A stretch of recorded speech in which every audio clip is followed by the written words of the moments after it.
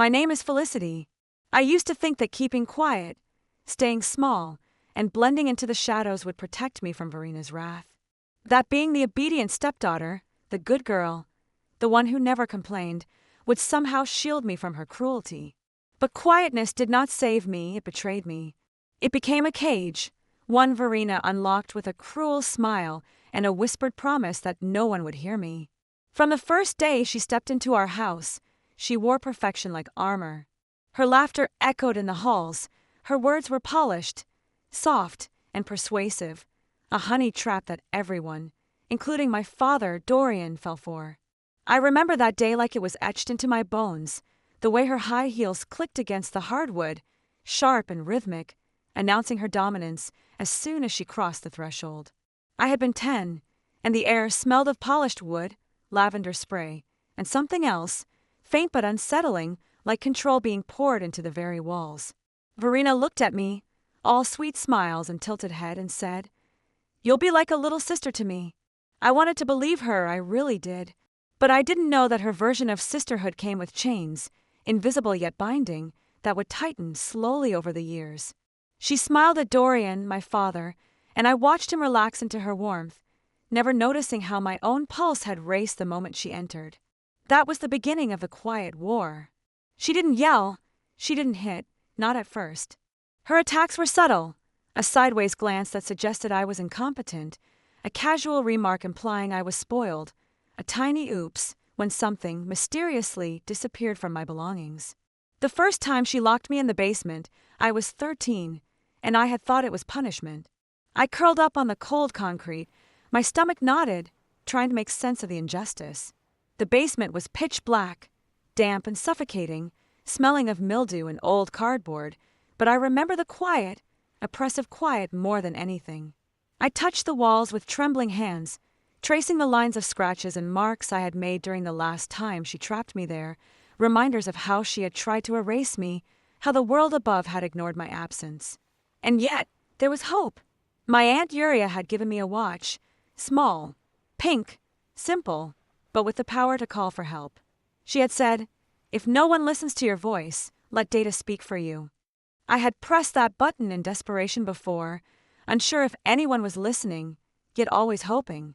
That day in the basement, as I sat curled against the concrete, I pressed the watch again, counting silently in my mind, 1, 2, 3, and felt the tiny vibration against my wrist. A soft red light blinked, faint but steady, proof that someone out there was listening. The cold, the damp, the isolation, it all receded slightly, replaced with a strange, electric mixture of fear and anticipation. And in that moment, I decided I would no longer be erased. The anger, sharp and low, began to simmer inside me, a quiet fire I could no longer ignore. Every calculated insult Verina had hurled at me, every manipulation, every lie she fed Dorian, it all became fuel. I understood finally that her control came not from physical strength, but from psychological precision. She didn't need to strike. Her weapon was the appearance of normalcy. She had convinced the world that I was unstable, that my words were exaggerations, that my reality was wrong. But the blinking light of my watch said otherwise. Someone knew, and that someone would come. That night, I made a silent vow to myself. I wouldn't just survive. I wouldn't just wait. I would fight, and I would make sure that every secret she had carefully buried would be exposed. I traced the cold floor with my fingertips, feeling the gritty texture of cement and dust, the small imperfections that marked my existence, reminding me that I had been here before, and I would not let her make me disappear again. My heart pounded with the rhythm of suppressed rage, ready to explode into action. That basement, that cold, dark, suffocating basement, was no longer just a place of punishment, it was the birthplace of my resolve. I would endure, I would learn, and when the time came, I would return every lie, every smear, every cruel act she had ever committed. Verina might have thought she could mold me into silence, but I was already plotting the symphony of her reckoning. And in the quiet darkness, as the red light blinked against my wrist, I felt the first taste of empowerment seep into my bones, fierce and undeniable, reminding me that even in the deepest shadow, a spark could ignite a blaze. The basement smelled of dampness and forgotten memories. each corner hiding shadows that seemed to whisper reminders of my helplessness. My fingers traced the lines on the walls again, the faint chalk markings from years ago, a timeline of my confinement, my endurance, and my silent rebellion. I remembered the way Verina's presence always seemed to warp the air around her, how even the softest click of her heels could make my stomach twist into knots. That night, I lay against the cold concrete, knees pulled tightly to my chest, trying to control the tremor that ran through my body. Each breath I took felt like an effort, a silent battle against the panic clawing its way up my throat. I replayed the moments of the evening in my mind, each detail seared into memory, the way her hand had brushed past mine when she retrieved the basement key, the cold, measured tone she used to address me as if I were a child who didn't understand the world, the subtle smirk that promised retribution. I thought of the broken glass on the kitchen floor, how it had been the perfect excuse for her to isolate me once again, to make me kneel, to make me small. Her words echoed in my mind. It's fine. You need time to think. But I knew better. That time to think was her way of asserting dominance, a reminder that the world above considered her flawless while I was nothing more than a shadow. I felt my heartbeat accelerate as I remembered the ring, my grandmother's ring, the one that always sat near the sink in its small dish. Its disappearance had been the spark that led to this confinement, yet I hadn't touched it. Verina's accusation, calm and deliberate, carried weight beyond the material. It was a test, a manipulation to see if I would break under the weight of false blame. And yet I didn't break. My resolve, fragile but growing, clung to me like a lifeline. I pressed the watch to my wrist again, letting it vibrate softly against my skin, each blink of the red light a reminder that I wasn't truly alone. My mind drifted to Aunt Uriah, her hands always steady, her eyes always seeing, even when the world ignored me. She had given me this tool, this tiny, miraculous device, as a promise that someone would always hear me, that someone could intervene even when my voice failed. That thought, fragile but potent, brought a strange warmth in the cold darkness. I began to catalog every detail of Verina's behavior, every small manipulation I had endured, the selective kindness that made me doubt my perception, the whispers to my father that painted me as unstable, the social appearances she curated to ensure everyone believed her version of reality. It was infuriating, but it was also enlightening. I started to see the pattern, the strategy, the meticulous control she had over every interaction, every perception, every story that could be told about me. And in that understanding, I found power. My eyes adjusted slightly to the dim light from the blinking watch, enough to see the rough concrete beneath my fingertips. I pressed my cheek against it, feeling the cold seep into my skin, anchoring me, grounding me. I whispered to the emptiness, "I see you now, Verina. I see everything you've tried to hide." A shiver ran down my spine, not from fear but anticipation. The anticipation of the moment I would step out of this darkness, not as the quiet, obedient girl, but as someone who had endured and would not forget. Every lie she had told, every smile she had faked, every moment of manipulation, it all became a ledger in my mind, a record that I would one day present in full.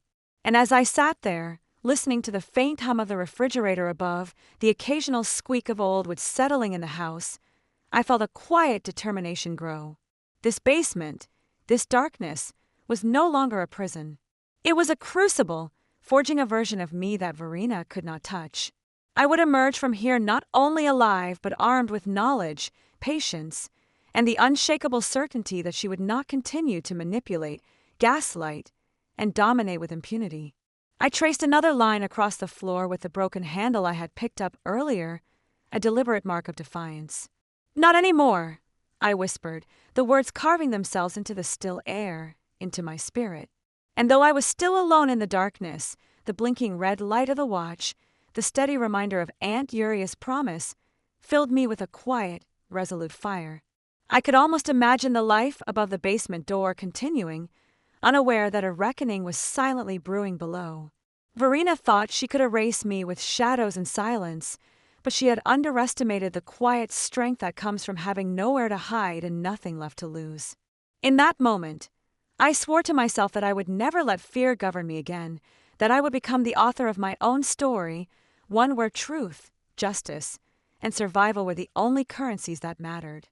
Hours passed, or maybe it was minutes. Time had no meaning in the suffocating darkness of the basement. I could hear nothing but my own shallow breathing, the faint hum of the refrigerator above, and the distant, almost imperceptible creaks of the house settling around me.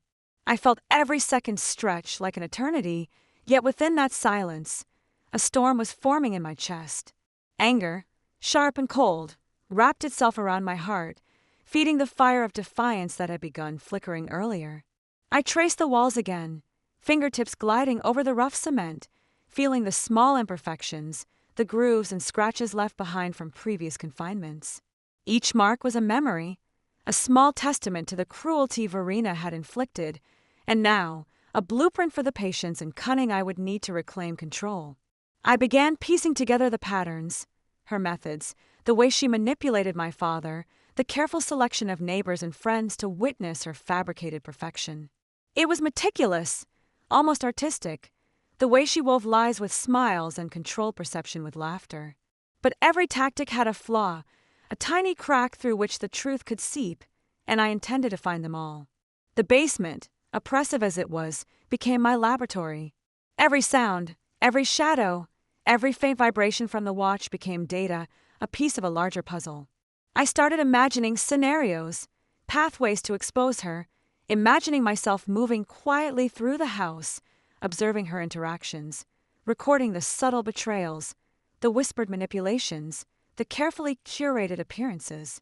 My thoughts danced between memory and strategy, cataloging every subtle insult, every misplaced accusation, every act of control that Verena had exercised over the years. The red light on my watch blinked in the darkness, rhythmic and steady, reminding me that I was not entirely unseen, unheard. It pulsed like a heartbeat, synchronizing with the rising cadence of my resolve. I whispered plans into the shadows, soft enough that even if someone was listening, it would sound like muttered fear, but in truth, every word was a vow. I would not be silenced. I would not be erased. The fire within me grew, fueled by every injustice, every lie, every moment of humiliation I had endured at her hands. And yet, beneath the fury, a calm clarity settled in, sharp and precise. Anger alone was not enough, it had to be measured, methodical. The revenge I envisioned was not one born from rash impulses, but from careful observation, patience, and strategy. I remember the moments when she believed herself untouchable, when Dorian nodded along to her lies, when the world applauded her as she baked for the block parties or delivered polite compliments. Each of those moments was a window, a vulnerability to exploit, a glimpse of the cracks beneath her polished facade.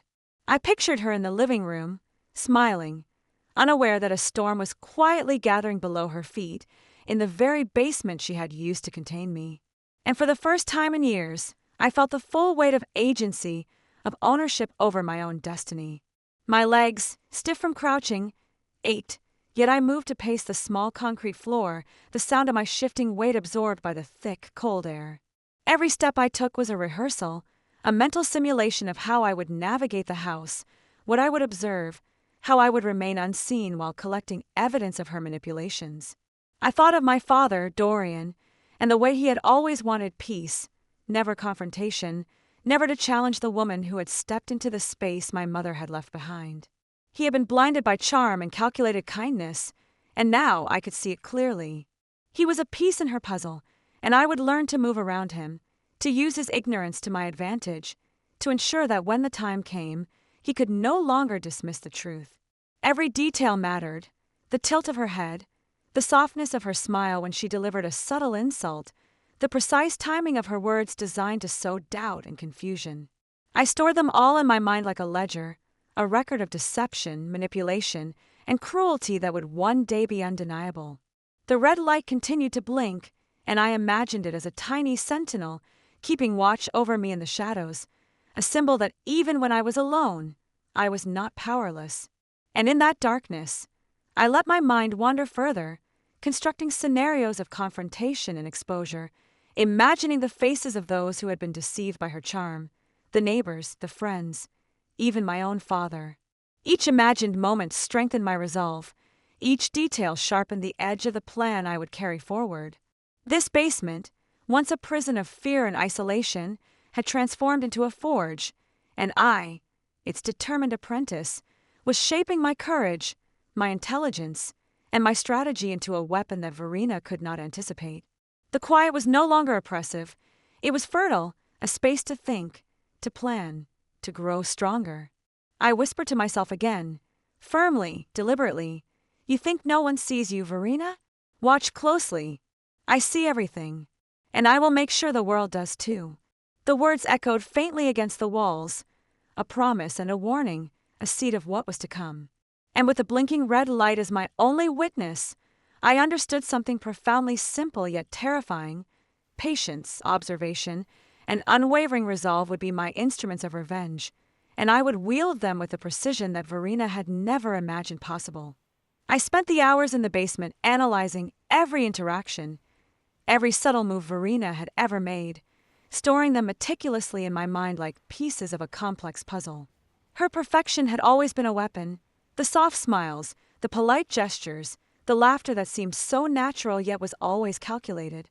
But I had begun to see through it. I could anticipate her moves now, predict the tiny manipulations she used to control not just me, but the perception of everyone around her. My anger, once raw and desperate, had crystallized into something sharper, strategic. Every slight, every false accusation, every moment she had twisted the truth into a cage around me became fuel for a plan that was forming, silent yet unrelenting. I pressed my fingers against the concrete floor, tracing old scratches I had made during previous confinements, remembering how powerless I had felt, how invisible the world had made me. But this time, invisibility was an advantage. Hidden in the shadows, I could watch, I could learn, and I could prepare. My watch blinked softly on my wrist, its red light a beacon of hope and connection, the reminder that I wasn't entirely alone. Aunt Uriah's voice seemed to echo in my mind. "If no one listens to your voice, let data speak for you." That tiny device, once a comfort, now felt like a tool of empowerment. I whispered the words to the shadows around me, letting them solidify my resolve. I will be seen. I will be heard. And you will pay for every lie, every manipulation, every stolen moment of my childhood. I imagined Verena upstairs, moving through the house with the confidence of someone untouchable, unaware that every gesture, every smile, every carefully placed word was being catalogued, memorized, and analyzed. My heart pounded, not from fear, but from anticipation, from the thrill of reclaiming power that had been denied to me for so long. I ran scenarios in my mind, over and over, adjusting, refining, considering every possible reaction she might have. I thought of the people she had fooled, the neighbors, my father, even casual acquaintances, and how they would one day witness the truth that I had been too scared to show before. Every memory of humiliation, of being dismissed, of being locked away in darkness, now served as a stepping stone, a source of knowledge and strength. I recalled the first time she had locked me in the basement, the chill of the concrete seeping into my bones, the suffocating isolation, the smell of mildew and old cardboard that clung to everything. That memory, once a source of terror, had transformed into a lesson in resilience. I was learning patience, observation, and control, and with each lesson, my plan became more defined. I would not act recklessly. I would not give her the satisfaction of seeing me panic or falter. Every movement, every word, every carefully plotted action would serve to dismantle the empire of lies she had built around herself. I imagined the day I would confront her, not with screams or tears, but with evidence, with precision, with the quiet, unstoppable force of truth. And in that darkness, the basement no longer felt like a prison. It felt like a command center, a place of preparation, where I could gather strength and knowledge before stepping back into the world that had tried to ignore me. I pressed my forehead against the cool concrete, closing my eyes, and let the quiet focus me. The red light of the watch pulsed softly, steady and reliable, like the heartbeat of a secret ally. I whispered again, more firmly, "You will see me now, Verena. And when you do, there will be no way to hide." The promise settled into my bones, merging with the fire that had been quietly building within me for years. Every injustice, every lie, every stolen moment of my life had been transformed into fuel, and I was ready to channel it, For the first time, the basement felt like the birthplace of my strategy, the place where my anger had been refined into purpose, my fear into clarity, and my desire for revenge into a plan as precise as it was inevitable. And with that clarity, I knew the moment would come, not in haste, not in anger, but with careful, deliberate action, every step measured, every word accounted for, until Verena could no longer deny the truth I had lived, suffered, and now, finally would expose. The next morning, the house was buzzing with the usual clatter, the sounds of Verena's orchestrated perfection echoing through every hallway. The soft hum of her cooking, the carefully controlled laughter she used to mask manipulation, the rhythmic tapping of her heels as she moved with an almost theatrical grace. I had spent the night mapping everything in my mind, memorizing footsteps, timing the creaks of the stairs, the small pauses in conversation where secrets might slip, and the way she glanced at Dorian when she wanted approval or distraction. Every detail mattered. I emerged from the basement cautiously, my movements deliberate, each step calculated so that no sound betrayed my presence. The faint chill in the air from the morning draft seemed to follow me, as though the house itself was aware of my mission, holding its breath in anticipation. My eyes scanned the furniture, the familiar photographs, the carefully curated decorations that Verena had placed to project her image of flawless control. Each object was a clue, each placement intentional, each detail part of the story she wanted the world to believe. I moved closer to the staircase, feeling the weight of the red blinking watch on my wrist like a pulse of courage, a reminder that I was no longer powerless. I paused, listening intently. Verena's voice floated from the living room, smooth, measured, coaxing my father into believing her version of reality. Every word she uttered was laden with subtle insinuation, every pause a deliberate nudge to guide perception. I cataloged them all, mental notes taking the place of pen and paper because discovery was the first step toward dismantling her empire of lies. I thought of the people who had unknowingly supported her, the neighbors who had admired her, my father who had nodded along to her perfection. Each one would see her cracks eventually, and I would be the one to reveal them. My heart raced, not with fear, but with the thrill of agency, the exhilaration that came from knowing I had begun to reclaim my power. I picture the confrontation, not as an eruption of chaos, but as a meticulous unveiling, each revelation placed strategically, each reaction anticipated, each lie exposed with undeniable precision. I took a deep breath, the morning air sharp and invigorating, carrying the faint scent of baked bread from the kitchen. My stomach churned with a mix of adrenaline and long-suppressed rage, the kind that comes from years of being ignored, dismissed, and hidden away. I whispered softly to myself, step by step, watch, learn, strike when the moment is undeniable. And then, like a shadow slipping through a sliver of sunlight, I moved silently past the kitchen doorway, careful not to catch her attention, careful not to let her see the resolve burning in my eyes. My ears tuned to every subtle sound, the scrape of a chair, the clink of a spoon against a plate, the soft exhale of Dorian as he absorbed her stories. Each was a thread in the web she had spun, each a weakness waiting to be exploited. I lingered at the edge of the room, imagining the expressions on their faces the moment truth would finally pierce the veil of illusion Verena had so carefully crafted. I felt a surge of both anticipation and responsibility. This was more than revenge. It was justice, a reclamation of years lost, of dignity stripped away, of my voice finally being heard. And in that quiet, charged morning, I realized something fundamental. Patience and observation had become my allies, the shadows my instruments, and the fire within me the unyielding force that would drive this plan to fruition. With every heartbeat, every silent movement, every calculated glance, I inched closer to the moment that would change everything. The basement had taught me resilience, the night had sharpened my strategy, and now, the day offered the stage where every carefully planned step would begin to unfold, each one a precise stroke in the canvas of Verena's unraveling. By mid-afternoon, the house had settled into a deceptive calm. The sunlight filtered through the curtains, casting golden streaks across the polished floors, yet the serenity was a mask, hiding the storm I had been preparing for months.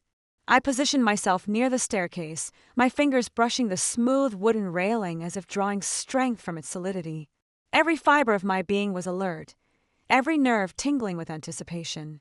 I watched Verena move through the living room, orchestrating her usual charm, every gesture deliberate, every smile designed to control the narrative. I reminded myself to remain patient. This was not the moment for impulsive action. I needed her to underestimate me, to believe the quiet girl in the shadows was still powerless. The memory of countless humiliations fueled my resolve, the whispered accusations, the isolating punishments, the cruel delight she took in my discomfort. Each recollection sharpened my focus, transforming anger into meticulous strategy. As she glanced toward me, I forced my expression into neutrality, the calm mask of a daughter who had learned to endure, who had learned to observe without revealing the storm beneath. My heart thrummed steadily, a rhythm synchronized with the pulse of the red light on my watch, the subtle beacon of control and connection to my secret preparations. I whispered quietly, almost reverently, "Every move counts. Every glance, every word, every subtle hesitation is part of the plan." Verena's voice floated closer, sweet, controlled, but I caught the slight tension in her shoulders, the micro-expression of someone unconsciously sensing a shift, someone unaware of how finely I had tuned my observation. I inhaled deeply, letting the scent of the room, the faint aroma of her perfume mixed with the lingering essence of fresh flowers, anchor me. My mind ran scenarios, over and over, imagining how she would react to the revelations I was about to unleash, calculating the timing, the wording, the subtle ways to expose her without appearing desperate. I had learned from the nights in the basement that power came not from confrontation alone, but from precision, from understanding the psychology of the opponent, from channeling every ounce of suppressed rage into calculated action. I moved a fraction closer, careful not to betray the intensity simmering beneath my calm exterior. The house seemed to hold its breath, the quiet ticking of the clock on the mantelpiece echoing like a countdown. Dorian's subtle movements, the slight frown that crossed his brow as he processed her words, were clues I catalogued silently, each one reinforcing the intricate tapestry of truth I had constructed in my mind. And then, when the moment seemed almost suspended in time, I allowed a subtle shift, a glance, a pause, a carefully measured tone in my voice to ripple through the room, catching Verena off guard just enough to plant the seed of uncertainty. The power dynamic began to tilt, imperceptibly yet unmistakably, as the careful groundwork of months began to yield its first tangible result. I felt a surge of both triumph and anxiety, the delicate balance between exposure and patience testing the limits of my resolve. Every nerve screamed with awareness, every memory of past suffering fueling the precision of the next move. And in that charged, golden-lit afternoon, I understood the essence of true revenge. Not chaos, not vengeance born of rash anger, but the quiet, unstoppable revelation of truth that could not be denied, the exposure of lies so subtle yet so potent that the facade of perfection would crumble before the world's eyes. My gaze met Verena's for a fleeting second, and I saw it, a micro-expression, a crack in her carefully maintained mask. And in that instant, I knew the plan was no longer theoretical. The stage had been set, the players were in position, and the first act of justice, meticulous and inevitable, was unfolding before my eyes. As the afternoon faded into evening, the house settled into a quiet rhythm, but my mind raced faster than ever. Shadows stretched long across the walls, and every flicker of light became a signal, every sound a clue, every subtle shift in the atmosphere a potential advantage. I moved with deliberate caution, careful to blend into the environment while observing, calculating, cataloging. Verena, unaware of the storm brewing beneath my composed exterior, continued her usual performance, smiling at trivialities, distributing attention selectively, manipulating conversations with the finesse of someone who believed she was untouchable. But I saw the cracks, the almost imperceptible hesitation before her words, the tiny quiver in her tone when Dorian questioned a detail, the momentary flicker of doubt in her eyes. These were breadcrumbs I would follow, each one leading closer to the moment when truth could no longer be hidden. My heart pulsed in synchrony with the ticking of the mantel clock, the rhythmic beat a steady reminder that timing was everything. I whispered to myself, patience, precision, observation. This is the power of knowledge, the power that years of silence and suppression have forged. I moved closer to the study where she kept her meticulously organized documents, my fingers grazing the edges of the bookshelves, noting titles, positions, and the way she had placed certain papers as if to signal her control over every aspect of life in the house. Each observation was a thread I intended to pull when the time was right, weaving a tapestry of revelation that would leave her exposed and powerless. I recall the nights spent in the basement, the smell of damp concrete, the lingering taste of fear and frustration, and I felt a surge of determination. That pain, once a source of despair, had been transformed into fuel, sharpening my mind, refining my strategy. I plotted carefully, considering contingencies, rehearsing my words and actions in silence. I imagined the moment Dorian would witness the truth, the subtle shift in his perception as layers of deceit peeled away, and the subtle shock that would ripple through the household when Verina's empire of lies began to crumble. Every memory of humiliation, every instance of being dismissed, every stolen moment of my youth now served a purpose, providing clarity and focus. I whispered again, more firmly this time, "The world will see. They will understand. And she will realize that control is an illusion when truth is in motion." I lingered in the study doorway, feeling the tension tighten around me like a living thing, a cocoon of anticipation and resolve. Shadows danced on the walls as the sun dipped lower, painting the room with long golden streaks.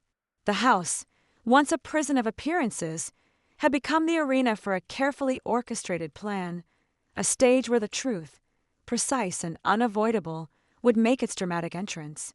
I felt the thrill of strategy, the intoxicating mix of fear and empowerment, coursing through me as I imagined the first domino falling, the beginning of a chain reaction that would leave Verina unmasked, vulnerable and exposed.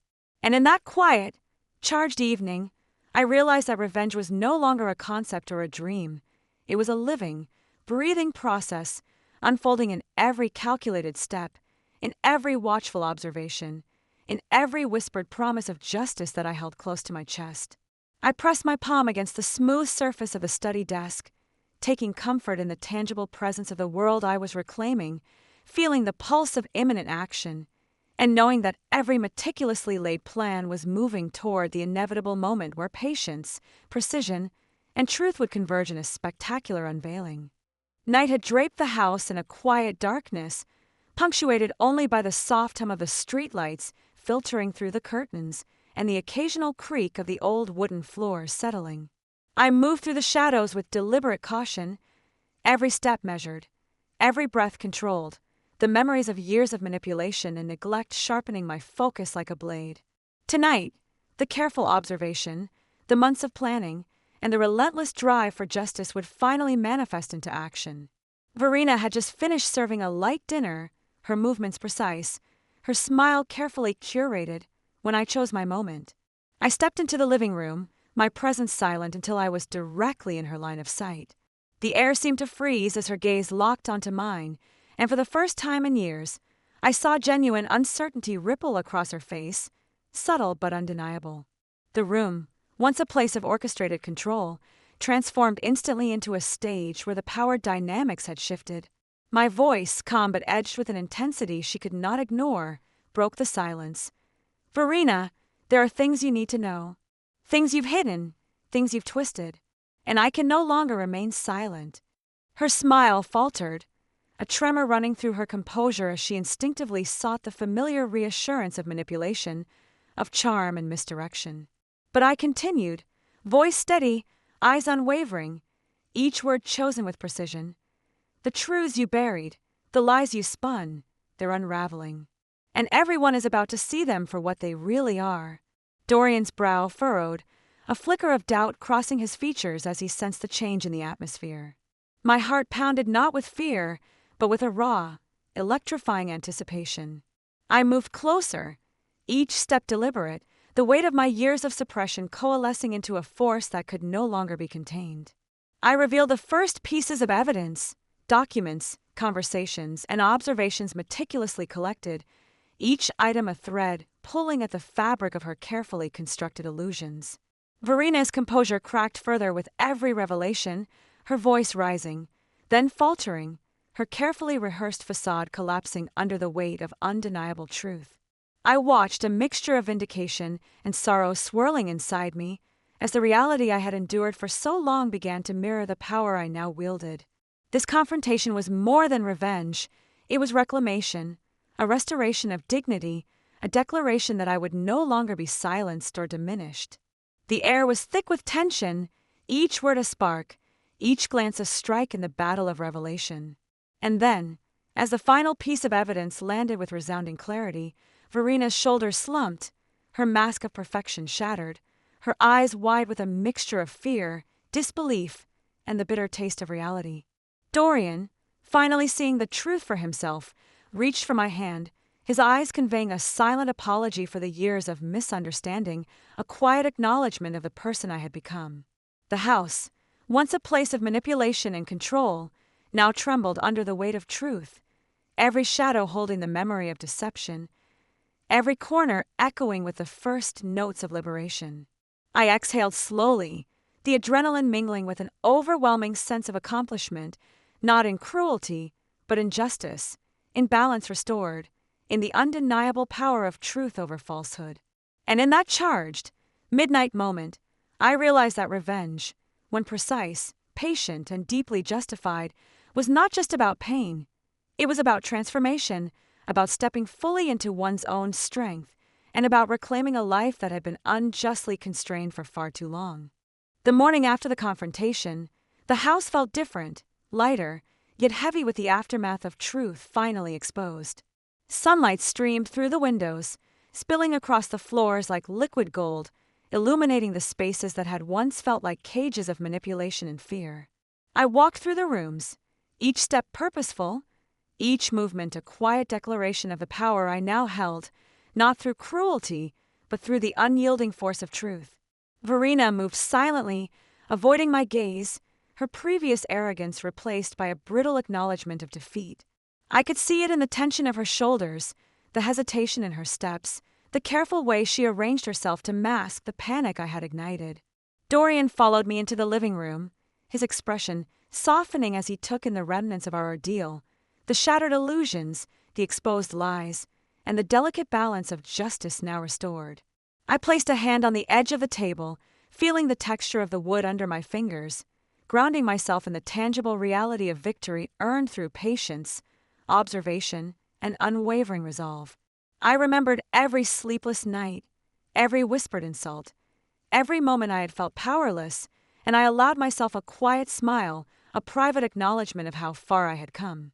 The plan, executed with meticulous precision, had not only unveiled Verina's deceit, but had also reshaped the dynamics of our home, reaffirming the dignity and respect that had been denied to me for so long.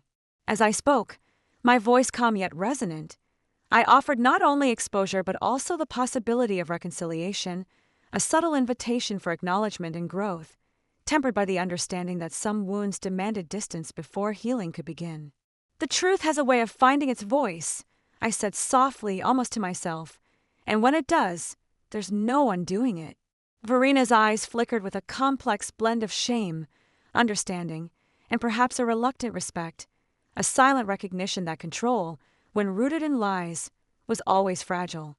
Dorian nodded gently, squeezing my hand, his presence a silent reassurance that the bonds tested by deception had begun to mend under the weight of honesty and courage. In the quiet aftermath, I reflected on the journey, not merely the revenge, but the transformation it demanded. I had stepped through fear, navigated a labyrinth of manipulation, and emerged with a clarity of purpose and strength that could no longer be denied. Each detail I had observed, each subtle strategy one had employed, and every calculated risk had led to this moment of equilibrium, where justice was measured not in cruelty but in revelation, where the past was acknowledged and the future reclaimed. As I stood by the window, watching the morning light play across the familiar rooms, a profound sense of calm settled over me. The house, once a theater of control and fear, now resonated with the echoes of honesty, courage, and quiet triumph. I understood, in that luminous morning, that revenge was not an act of malice. It was a reclamation of life, a testament to resilience, and a demonstration that truth, when wielded with patience and insight, could illuminate even the darkest corners of deception. And with that understanding, I finally exhaled fully, releasing the tension that had coiled within me for so long, feeling a sense of liberation, satisfaction, and hope that the story of my struggle had found its resolution, not in bitterness, but in the unassailable power of truth and self-determination. Days turned into weeks, and the atmosphere in the house began to transform in subtle but undeniable ways. Each corner, once heavy with tension and manipulation, now carried the faint whisper of liberation, a quiet testament to the upheaval that had reshaped our lives. I walked through the hallways with a sense of ownership, every familiar object seeming to acknowledge the shift, every shadow now a companion rather than a threat. Verena, while still present, moved with caution, a ghost of her former dominance, her words carefully measured, her gestures restrained as though the revelation had drained her of her former bravado. I observed her silently, noting the minute changes, the hesitation before speaking, the almost imperceptible tremor in her hands as she adjusted to a life where her control had been irrevocably challenged. And yet, I felt no gloating, only a profound understanding of the delicate balance between power and truth, the recognition that every action I had taken was not just revenge, but a reclamation of a dignity that had been stripped from me for far too long. Dorian became my anchor, his quiet support grounding me through the lingering tension that threaded through each day. We spoke in hushed tones about the past, the deception, and the future, forging a connection strengthened by shared truths and mutual respect. Each conversation became a carefully constructed bridge, built not only to mend the cracks left by betrayal, but also to ensure that the lessons learned were embedded deeply into the fabric of our lives. I found myself reflecting on the nature of revenge itself, the way it had demanded patience, precision, and a willingness to confront fear head-on. The memories of nights spent planning, of documents meticulously examined, of strategies rehearsed in silence, were no longer sources of anxiety, but symbols of resilience, markers of a transformation that had redefined my existence. Even mundane moments, the simple act of pouring coffee in the morning, the faint laughter echoing through the corridors, the subtle shift in tone during casual conversations, carried with them the residue of change, reminders that the dynamics of our household had been irrevocably altered. I began to document my thoughts, not as a diary of bitterness, but as a chronicle of empowerment, capturing the nuances of emotions, the subtleties of strategy, and the intricate dance of observation and action that had guided me to this point. The act of writing became cathartic, a means to solidify the lessons learned and to honor the journey I had endured. Each page, filled with reflections and revelations, served as both a personal testament and a blueprint for navigating the complexities of human relationships, manipulation, and the pursuit of justice. And amidst this process, I recognized a new layer of strength emerging, a quiet confidence that allowed me to engage with the world not from a place of fear or retribution alone, but from a perspective shaped by experience, insight, and the unwavering belief that truth, when wielded with intention, could redefine destinies. As I closed the journal one evening, the fading light casting long shadows across the room, I realized that revenge had been only the beginning, not an end, but a catalyst for growth, clarity, and self-empowerment. The journey ahead was still unfolding, but I now understood that each step would be guided by the lessons etched into my heart, ensuring that the power of truth would always remain my most formidable ally. Weeks passed, but the echoes of the confrontation still lingered in subtle ways, like the faint hum of a distant melody that refuses to fade. I found myself walking through the rooms at odd hours, absorbing the quiet, noticing the minutiae, the way light fell across the floors, the gentle creak of the doors, the soft murmur of the city beyond the windows. Every detail seemed amplified, as though the house itself had absorbed the tension of past betrayals and was now breathing in a tentative, cautious calm. Verena, once a figure of unshakable dominance, moved cautiously, each word measured, each gesture deliberate, as if testing the boundaries of this new reality.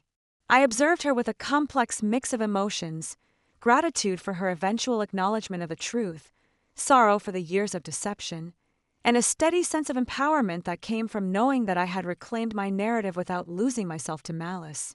Dorian's presence remained a quiet anchor, a constant reminder that bonds tested by deceit could be rebuilt through patience, honesty, and shared understanding. We spent long evenings talking, not about the past alone, but about possibilities, about the ways we could reshape our lives in light of the clarity that had been forced upon us. The conversation flowed naturally, punctuated by pauses that allowed reflection, laughter that had been stifled for too long, and occasional sighs that carried the weight of acknowledgement, of lessons finally internalized. I began to understand the delicate art of reconciliation, not simply in words, but in gestures, in the careful cultivation of trust, and in the patient rebuilding of relationships fractured by manipulation. Each interaction became a subtle dance, a negotiation of boundaries, and an affirmation that healing could coexist with justice. The suspense, however, lingered, an awareness that the past was never entirely gone, that the shadows of deception could re-emerge if vigilance waned. I embraced this tension, not with fear, but with a sharpened clarity, understanding that the ability to observe, to anticipate, and to act decisively was a gift forged in the fires of past experiences. Even in quiet moments, I reflected on the journey, the sleepless nights, the careful planning, the emotional turbulence, and recognized that every challenge had strengthened me, every obstacle had honed my instincts, and every moment of doubt had ultimately given way to unshakable resolve. I documented these reflections, not merely as a chronicle of events, but as a guide to navigating the intricate web of human interactions, deception, and empowerment. The process was deeply cathartic, a way to crystallize lessons into tangible wisdom, and to honor the resilience that had carried me through the storm. As night fell and shadows stretched long across the walls, I sat by the window, eyes tracing the horizon, heart steady, knowing that while the journey of revenge had concluded, the journey of self-discovery, vigilance, and empowerment was only beginning. And in that quiet, suspended moment, I realized that the power of truth was eternal. It demanded patience, courage, and unyielding integrity, and when embraced fully, it transformed not just circumstances, but the very essence of who I was. The days grew quieter, not because the world had changed, but because I had changed, and with that shift, the world mirrored a new rhythm back to me. Every morning, as I walked through the sunlit corridors, I felt a serene power coursing through me, a calm, unshakable awareness that nothing, not deceit, nor manipulation, nor fear, could take away the dignity I had reclaimed. Verina's presence, once a looming shadow, had diminished into a subdued form, her words cautious, her attempts at control softened by the undeniable truth I had laid bare. Dorian stood beside me more often, not as a shield, but as a partner, our bond strengthened by the shared trials and the subtle victories that had defined these past months. I spent hours reflecting, tracing the intricate paths that had led me here, the sleepless nights spent strategizing, the careful observation of every subtle gesture, every hidden motive, every whispered secret that had been meant to undermine me. And now, in this stillness, I could see clearly that revenge had never been the endgame. It had been the instrument, the vehicle through which I had discovered resilience, courage, and the quiet satisfaction of reclaiming my narrative from those who sought to define it. I began to explore the deeper layers of my existence, documenting my thoughts, my triumphs, and even my lingering doubts, weaving them into a tapestry that told not only the story of revenge, but also the story of transformation, of empowerment, and of a woman who refused to be diminished. Each entry, each reflection, was filled with the nuances of emotion, the pangs of past hurt, the thrill of strategy executed flawlessly, the bittersweet recognition of human frailty, and the profound satisfaction of justice tempered with wisdom. Even mundane moments, pouring a cup of tea, watching the city lights flicker in the evening, or feeling the cool breeze against my skin, became imbued with a sense of clarity and presence, reminders that life, in all its ordinary beauty, was finally mine to embrace fully. I understood, with piercing clarity, that true power lay not in domination or cruelty, but in patience, perception, and the quiet assertion of self-worth. Revenge had been a mirror, reflecting not only the flaws of others, but also revealing my own strengths, and in its reflection, I had found a version of myself I had never fully known, a Felicity unbroken, insightful, and indomitably resilient. And as I gazed out of the window, watching the sunset paint the sky in hues of amber and gold, I felt an overwhelming sense of closure, not born of vindictiveness, but of truth fulfilled and justice realized. The story of betrayal had ended, yet the story of my life, shaped, strengthened, and enlightened by that journey, was only beginning. In that golden light, I exhaled fully, releasing the tension that had long bound me, embracing the serenity and empowerment that had been earned through patience, courage, and unwavering resolve. For the first time in years, I felt completely whole, knowing that the path I had walked, fraught with challenge and shadowed by deception, had led me not only to revenge, but to self-mastery, clarity, and a life reclaimed in the luminous power of truth. Life after the storm of revenge was unlike anything I had imagined, quieter, yes, but filled with a subtle complexity that demanded attention and reflection. Each day began with rituals I had reclaimed for myself, from the precise way I brewed my morning coffee to the careful arrangement of objects in my living space, each item now a symbol of autonomy and control. I observed the world with a new clarity, noticing subtleties that once slipped past me, the faint expressions that betrayed hidden intentions, the micro-gestures of those around me, the unspoken tension or relief that colored each encounter. Dorian remained a steadfast companion, yet our relationship evolved beyond simple support. It became a partnership of equals, a dance of mutual respect, insight, and shared purpose. We spoke often of the future, of aspirations long deferred, of dreams previously overshadowed by manipulation and deceit. Each conversation was laden with meaning, sometimes punctuated by laughter that broke the heavy memories of past betrayals, sometimes by silent understanding, a mutual acknowledgement of the journey we had endured. I took to walking in the city streets during the golden hours of the evening, observing life as it unfolded around me, each passerby a reminder of the vast spectrum of human experience. It was in these walks that I began to see the true value of vigilance, not as a means to plot revenge, but as a tool for discernment, for reading the unspoken language of trust, caution, and opportunity. My mind often wandered back to Verena, reflecting on the transformation her presence had catalyzed. She remained a subtle reminder of the past, her attempts to regain influence minimal and carefully monitored, yet her existence now served more as a measure of my growth than as a threat. I journaled extensively during these days, writing not merely as a record, but as a way to process the layered emotions that ebbed and flowed within me. Each entry contained reflections on patience, resilience, and the intricacies of human relationships, exploring how betrayal could coexist with forgiveness, how justice could be tempered with empathy, and how strength was often most profound when quietly wielded rather than overtly displayed. Even the smallest victories, mastering a tense conversation, reclaiming space that had once been contested, navigating social interactions with precision, brought with them profound satisfaction, a validation of the internal transformation that had been forged in the crucible of adversity. As I sat by the window each night, the city lights twinkling like distant stars, I felt the weight of the past lift, replaced by the steady presence of self-assuredness. I understood now that empowerment was not merely the outcome of revenge, but the ongoing practice of awareness, patience, and intentional living. And within this understanding, I found a serenity that carried me forward, a sense that while challenges would arise, I was no longer defined by fear, deception, or the whims of others. My life, once shadowed by manipulation, had transformed into a landscape of conscious choices, deliberate actions, and the quiet joy of knowing that every step taken was guided by wisdom earned through struggle, observation, and unwavering resolve. The culmination of my journey was not marked by dramatic gestures or loud proclamations, but by the quiet, unshakable confidence that had taken root deep within me. Each morning, as sunlight poured through the windows, I felt a profound alignment between my inner world and the life I was now creating, a harmony born of trials endured, lessons learned, and victories quietly won.